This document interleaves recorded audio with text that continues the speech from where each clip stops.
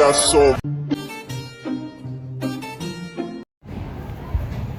Selamat siang Bapak Guru dan teman-teman sekalian. Perkenalkan, saya Cheryl Ecclesia W.J. Hutagaul dari kelas suku 2. Pada kesempatan kali ini, saya akan mengerjakan tugas biografi saya, yaitu mewawancarai seseorang yang menginspirasi saya.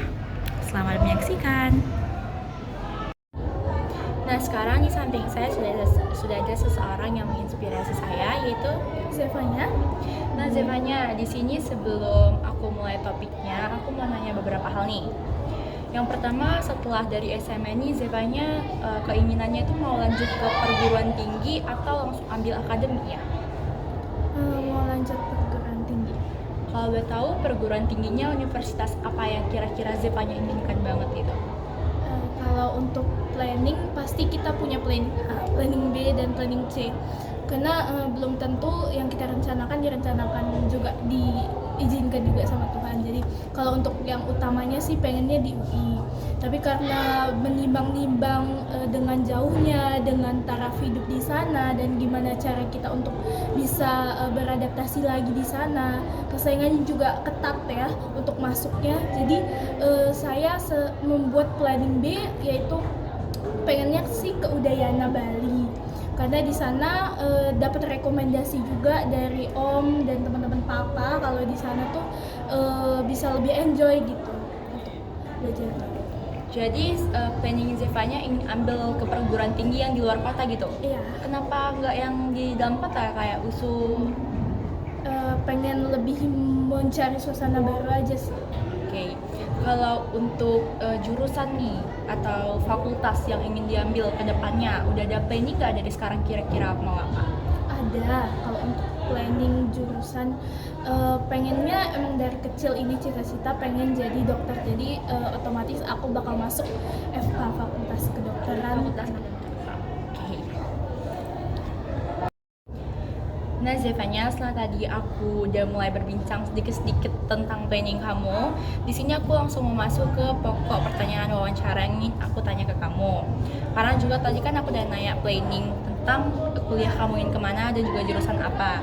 Nah, sekarang untuk persiapan kamu ke masa depan, apakah belajar kamu itu merupakan tuntutan dari orang tua atau memang ada keinginan dan kesadaran diri sendiri untuk yang memang pengen belajar mandiri gitu? Untuk tuntutan sendiri sih nggak ada, karena orang tua tuh menerapkan kayak kita tuh udah dimandirikan dari kecil gitu ya. Kalau mau belajar diatur waktunya, misalnya harus bisa membagi waktu antara kita belajar dan keseharian kita. Misalnya kita makan, jangan sampai keganggu makan, tidur malam, tidur siang kalau misalnya bisa gitu. Kalau orang tua sendiri tuh nggak ada kayak menetapkan jadwal kamu harus belajar dari jam sekian sampai jam sekian, nggak ada. Karena menurut mereka itu tergantung ke kapasitas kita sendiri. Kita pasti mungkin kita punya jadwal sendiri, kita bisa membuat schedule to do list gitu untuk keseharian kita.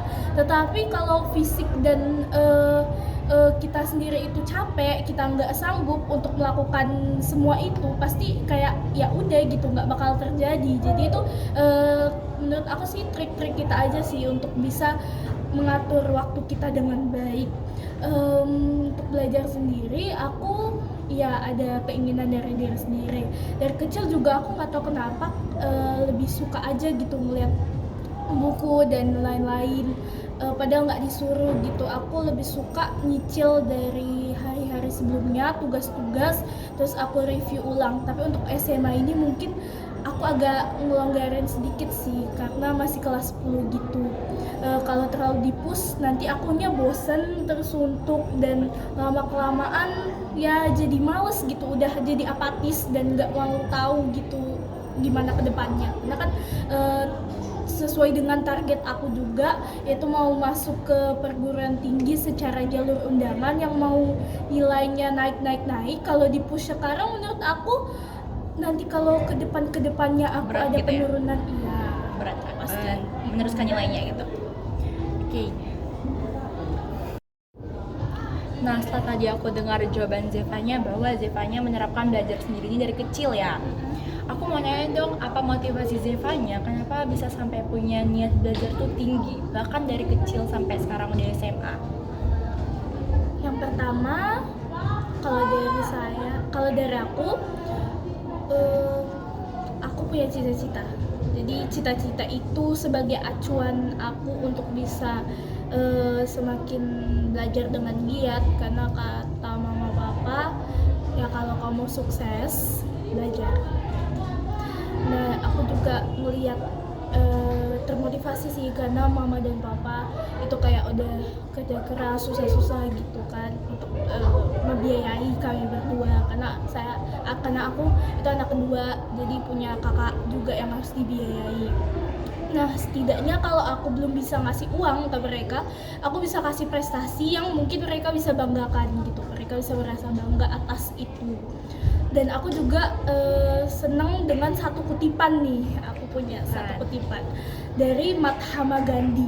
Jadi apa yang kamu lakukan hari ini menentukan masa depanmu gitu kira-kira. Jadi menurutku kalau ya hari ini aku baik, pasti aku akan menuai yang baik. Hukum tabur tuai Aisyah. Nah, aku punya pertanyaan terakhir sebelum menutup wawancara ini. Okay. Apa mata pelajaran di SMA ini yang kamu sebenarnya sulit mengerti, tapi kamu berusaha untuk mengulanginya sampai kamu bisa ngerti itu? Matematika.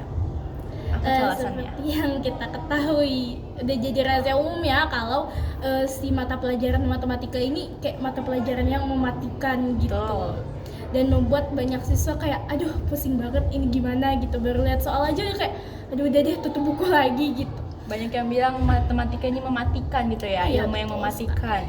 Dan menurut aku juga ya aku kesusahan di beberapa materi, tapi karena matematika itu aku sadar kita perlu dalam kehidupan kita sehari-hari, dan kita nggak pernah menggunakan rumus matematika sesederhana apapun itu dalam kehidupan kita. Jadi aku itu berusaha, karena matematika itu juga akan kepake juga di jurusan aku, karena aku mau ngambil IPA ya.